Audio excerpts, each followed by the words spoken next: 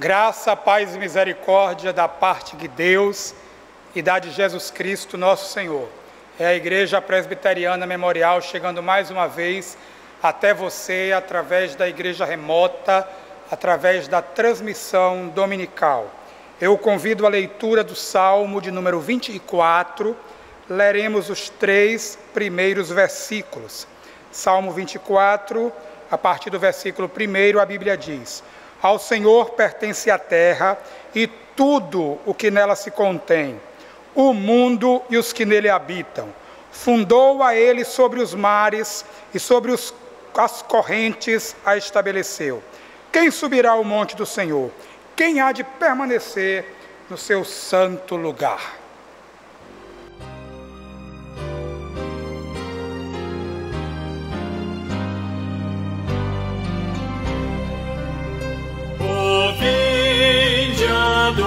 Adorar ao Deus Criador da terra e dos céus, eterno Senhor, ao Deus que habitando no reino da luz, a nós se revela por Cristo Jesus. Seu grande poder deveis contemplar do céu estrelado, no amplo mar, a gota de orvalho, a mínima flor, proclamam constantes ser Deus seu autor.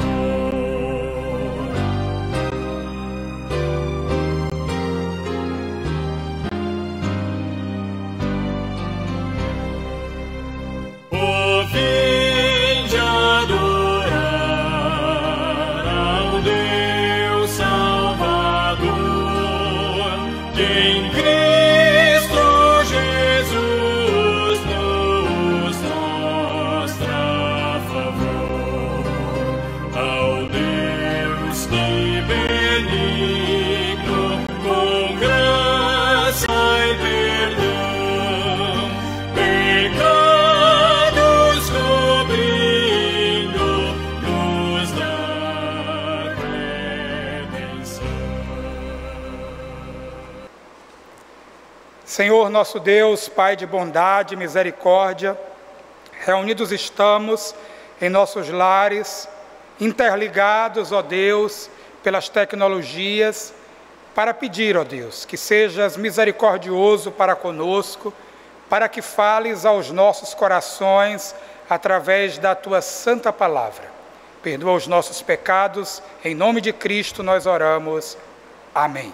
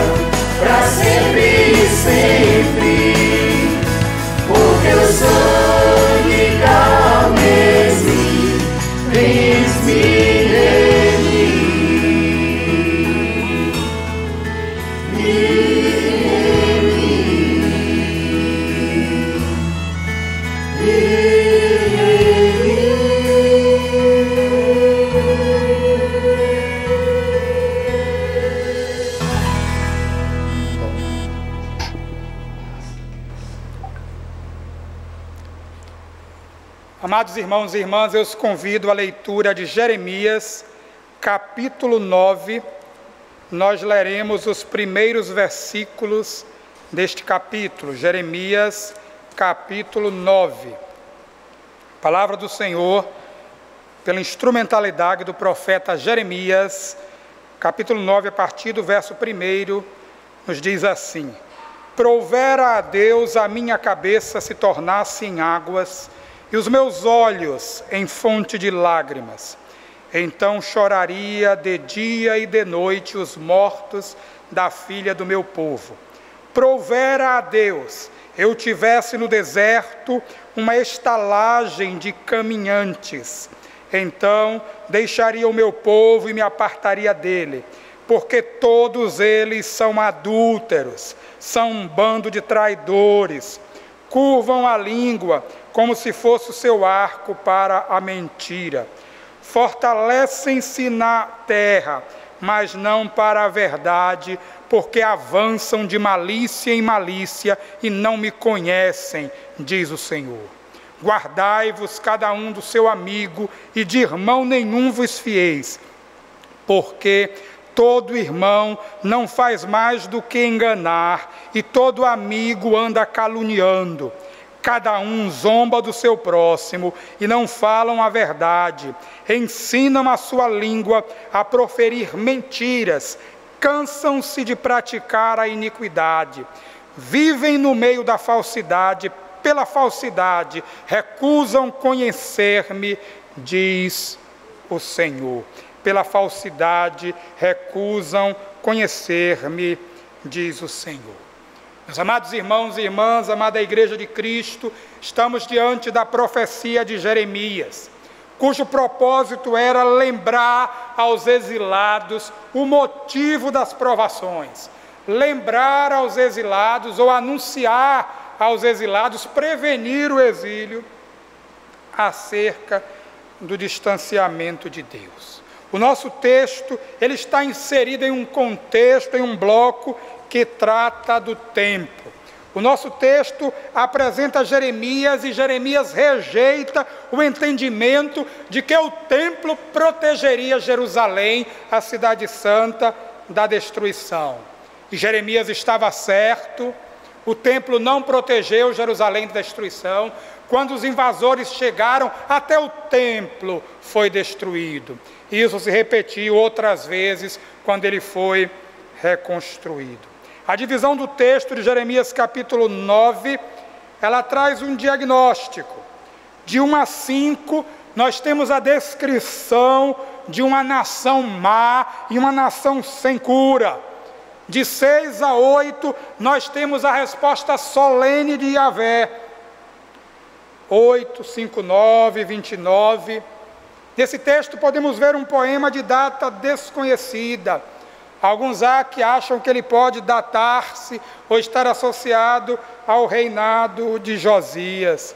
Mas os versículos que lemos terminam com o verso 6, quando o profeta registrou: vivem no meio da falsidade, pela falsidade recusam conhecer-me, diz o Senhor. Nós faremos alguns destaques nesta manhã. O primeiro deles é a falsidade, a zombaria. O segundo deles é o de engano e engano. E o terceiro, recusam a conhecer ao Senhor. Primeiro destaque, falsidade, zombaria e mentira. O fato, amados irmãos, é que Israel vivia uma monarquia e o Estado o rei impusera altos impostos. O rei Salomão, para ser mais preciso, impôs altos impostos ao povo e a nação se corrompera. O Estado explorava o povo e o povo se explorava quando cada um queria tirar vantagem uns dos outros. Parece que não mudou muito do contexto em que vivemos, quando temos uma carga tributária altíssima, e como se isso não bastasse, dentro do próprio povo, o próprio povo lesa o povo, tenta tirar vantagem em tudo. Naqueles dias, como hoje, reinava a exploração, a corrupção, a injustiça. Faz-se atual a profecia de Amós, no capítulo 5. Amós, capítulo 5, verso 24, quando a Escritura diz: antes corra o juízo como as águas, e a justiça como o ribeiro perene. O fato, irmãos e irmãs, é que o povo vivia uma situação de opressão, o povo vivia uma situação de zombaria, o povo vivia uma situação de mentira. A chamada TEB, tradução ecumênica da Bíblia, traduz Jeremias 9,6 da seguinte forma: brutalidade sobre brutalidade, engano sobre engano, eles se recusam a me conhecer, oráculo do Senhor. A opressão era terrível, a opressão continua sendo terrível em qualquer contexto. O engano como prática daquele povo, o engano como prática em nossa sociedade, o engano sinaliza o distanciamento e o afastamento de Deus. Em Provérbios capítulo 12, verso 22, a Bíblia diz: os lábios mentirosos são abomináveis ao Senhor, mas os que agem fielmente são o seu deleite. O fato, queridos, é que Jeremias vivia dias difíceis, dias de zombaria, dias de mentira. Por isso ele escreveu: vivem no meio da falsidade, pela falsidade recusam conhecer-me, diz o Senhor. Falsidade, zombaria e mentira. O segundo destaque que faço é engano, de engano em engano. É interessante porque em outro contexto Judá é apresentado como traiçoeiro, Jacó, enganador. É um trocadilho com o nome de Jacó, lá em Gênesis 27, 36. É um trocadilho com a palavra calcanhar. Quando olhamos para o texto em Jeremias 9,6, e nós vemos que eles viviam no meio da falsidade, e pela falsidade recusavam a conhecer ao Senhor. E aí eu me recordo de uma tradução no português corrente de Portugal, a tradução interconfessional, que registra esse texto da seguinte forma: vivem no meio do engano e recusam a conhecer-me, palavra do Senhor. O engano marcava aqueles dias, o engano marca os nossos dias, o engano marca a humanidade caída, pecadora, perversa e distante de Deus. François Duc de La Rochefoucauld, moralista francês, ele concluiu dizendo: os homens não poderiam viver muito tempo em sociedade se não se deixassem enganar uns pelos outros. Vejam a perversidade do coração humano que condiciona a vivência social à prática do engano. Lamentavelmente, em muitos momentos, esse moralista francês tem razão. Porque às vezes até na família, às vezes até dentro da igreja, entre cristãos, se vê a prática do engano. Jean de La Fontaine afirmou: é um prazer dobrado enganar quem engana. É o pecador sendo enganado e enganando quem engana. É uma ode ao pecado, é uma ode à perversidade, é uma ode ao distanciamento de Deus. Não sem razão, Jeremias sentenciou: vivem no meio da falsidade, pela falsidade recusam conhecer-me, diz o Senhor. Mas, meus queridos irmãos e irmãs, amigos e amigas que acompanham essa transmissão, fato é que o cristão deve viver e viver verdadeiramente. Tiago, escrevendo aos da dispersão, em Tiago capítulo 1, versos 13 a 17, Tiago 1, 13 a 16, ele escreveu: ninguém ao ser tentado diga, sou tentado por Deus, porque Deus não pode ser tentado pelo mal, e Ele mesmo a ninguém tenta.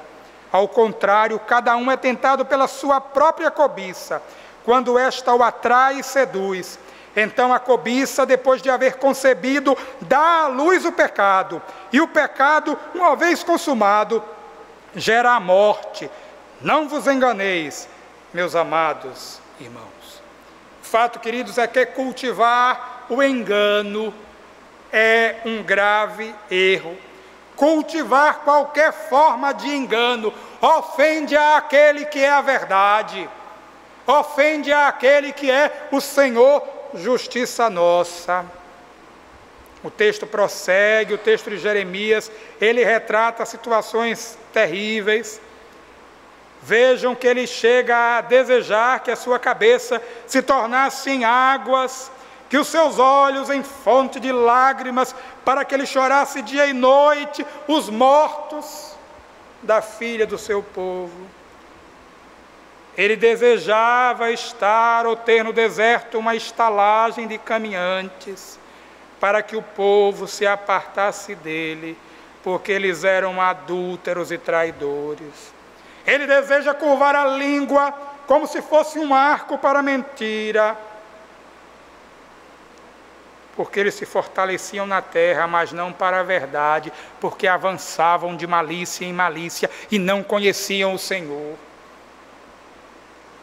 Ele chega a dizer que as pessoas deviam guardar-se do seu amigo, guardar-se do seu irmão, porque eles não eram fiéis, porque eles viviam em engano e caluniavam.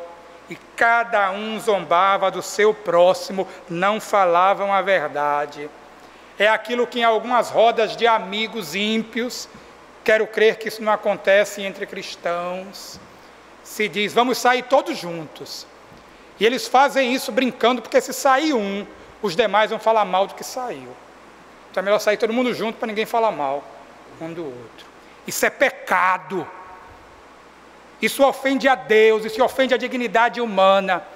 Toda forma de engano, toda forma de zombaria, toda forma de mentira, ainda que disfarçado de falsa moralidade, de piada ou de qualquer outra coisa, ofende ao Senhor da verdade.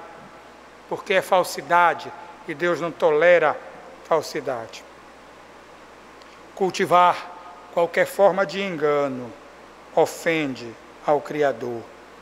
Mas Jeremias concluiu dizendo, vivem no meio da falsidade, pela falsidade recusam conhecer-me, diz o Senhor.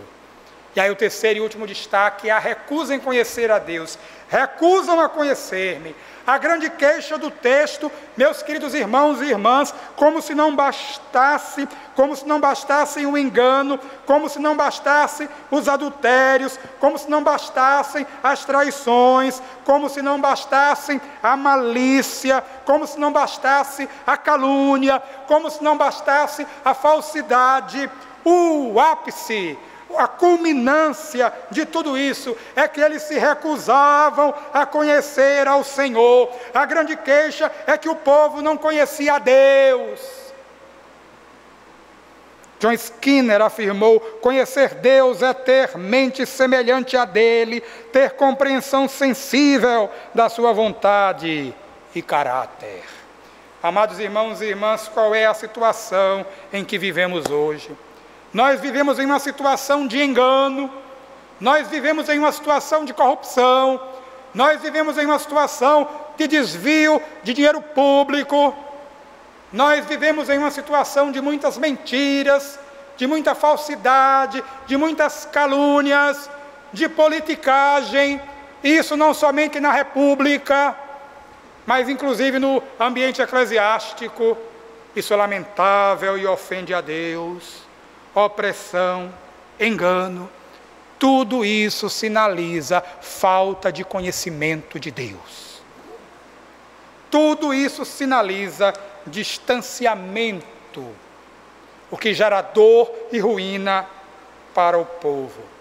R.K. Harrison, comentando esse texto, ele diz, mentira, engano, traição, adultério e idolatria eram pecados cotidianos em Judá, e o povo literalmente tinha se cansado de praticar o mal. Continuavam rejeitando o Deus que se tinha revelado na história e tinham de ser punidos por terem traído o amor da aliança. Deus não tinha escolha, tinha de fazer seu povo passar pela prova do sofrimento.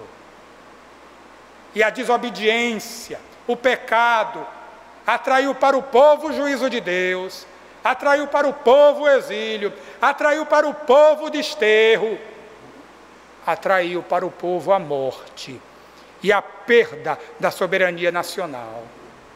Meus amados irmãos e minhas queridas irmãs, ao caminharmos para o final desta reflexão, olhando para esse texto da profecia de Jeremias, que fala da dor e ruína do povo, ao olhar para esse texto e constatar a falsidade, o engano, a recusa em conhecer Deus, nós nos deparamos com a terrível realidade que essa mesma descrição pode aplicar-se aos nossos dias, pode aplicar-se ao nosso povo, ao nosso país.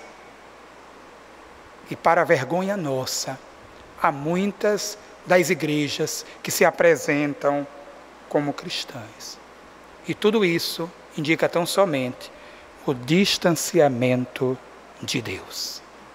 Meus queridos irmãos, minhas queridas irmãs, é preciso então voltarmos para Deus. É preciso então buscarmos ao Senhor mais intensamente. Na sequência do texto de Jeremias, vem a ameaça de ruína e exílio, que se concretizaram, a profecia se cumpriu, o povo foi exilado, Jerusalém e o templo foram destruídos. Meus amados irmãos e queridas irmãs, nós devemos cuidar para que o juízo de Deus, que já é sentido sobre nós, o juízo de Deus, que já é sentido em nossa nação e em nosso mundo, não se torne ainda mais duro, porque a Bíblia nos alerta que horrenda, terrível coisa é cair nas mãos do Deus vivo. Precisamos buscar conhecer o Senhor. Precisamos buscar conhecer a Deus, conhecer a sua palavra. De Israel foi dito, de Judá foi dito: vivem no meio da falsidade, pela falsidade recusam conhecer-me, diz o Senhor. Que o Senhor se apiede de nós, que o Senhor nos faça ter sede por conhecê-lo, por buscar a sua palavra, cultivar uma vida de oração, ter comunhão consigo. Que o Senhor nos abençoe, que o Senhor derrame sobre nós da sua graça. Senhor nosso Deus, Pai de bondade, misericórdia e graça, tem misericórdia de nós, ó Deus. Tem misericórdia das nossas famílias, da nossa igreja, das nossas cidades, do nosso estado e da nossa nação. Faze com que, ó Deus, ansiemos por conhecer ao Senhor. Faze com que, ó Deus, derramemos os nossos corações diante de Ti. Faze com que, ó Deus, o desejo do nosso coração seja honrar o Teu nome, Senhor. Toma, ó Deus, os nossos corações em Tuas mãos. Molda-nos, ó Deus, conforme o Teu querer, conforme a Tua vontade. Perdoa os nossos pecados. Em nome de Cristo nós oramos. Amém. Na sequência dessa transmissão, eu os convido a adorar ao Senhor e a refletir o quanto você tem consagrado sua vida ao Senhor, o quanto você tem consagrado seus bens ao Senhor, o quanto você tem sido fiel na entrega dos dízimos e das suas ofertas.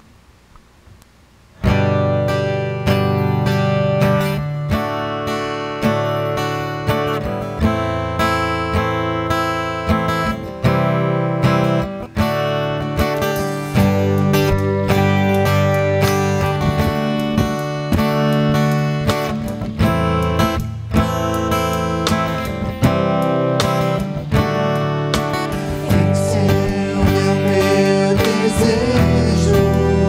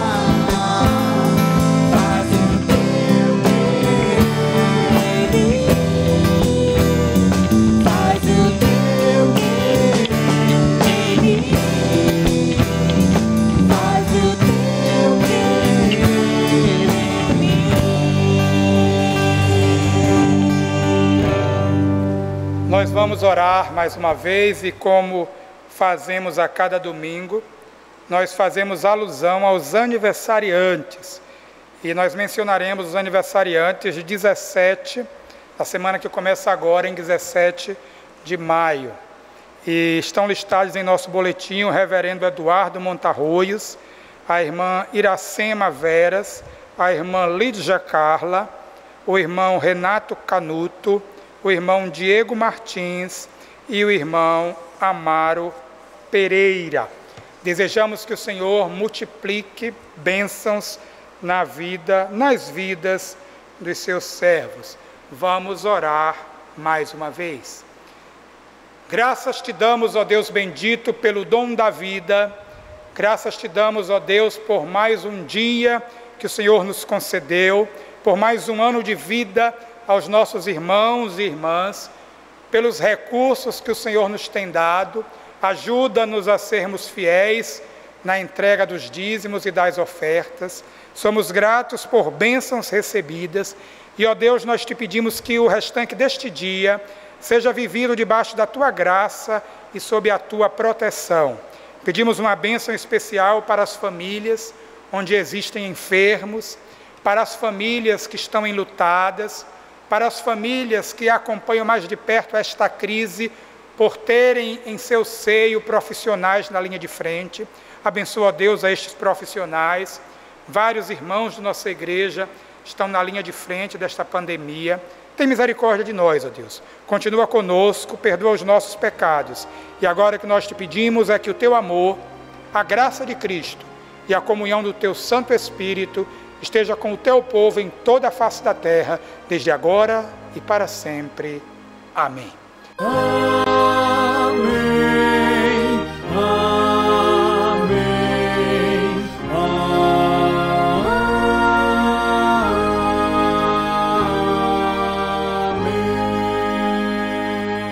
Na sequência desta transmissão, nós teremos a escola dominical através das várias tecnologias e das várias mídias. Que o Senhor nos abençoe. Logo mais às 18 horas estaremos mais uma vez juntos em mais uma transmissão dominical da Igreja Presbiteriana Memorial.